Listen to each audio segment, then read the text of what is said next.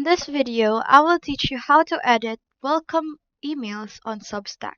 But the first thing you need to do is to go to the website substack.com and make sure you sign in. If you don't have an account yet, you can just click on Start Publishing to sign up using your own email. If you already have an account, you just have to click on Sign In at the top right and log in to your dashboard. Once you're all signed in, you'll land on your Substack dashboard. On the upper right corner, you'll be able to see your profile icon or publication name. You just have to select this and then scroll down until you see the word settings. You just have to click on that and click the publication that you want to use.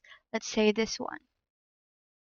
Now inside the publication, you will be able to see multiple sections right here. So you just have to click on settings again, and inside the settings menu, look on this left sidebar and click on emails. Then you just have to scroll down to the section labeled welcome emails right here. And this is the message that every new subscriber receives automatically. Now you can customize the email however you like. You just have to click on edit right here. And you can write a friendly note to thank new subscribers, introduce yourself, or give them a preview of what to expect.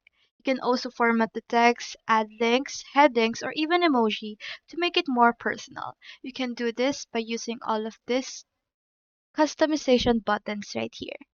Once you're happy with your welcome message, you just have to scroll to the bottom and click on Save button right here.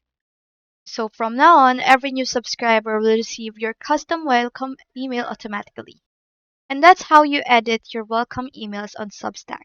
It's a simple way to connect with your readers right from the start and make a lasting impression.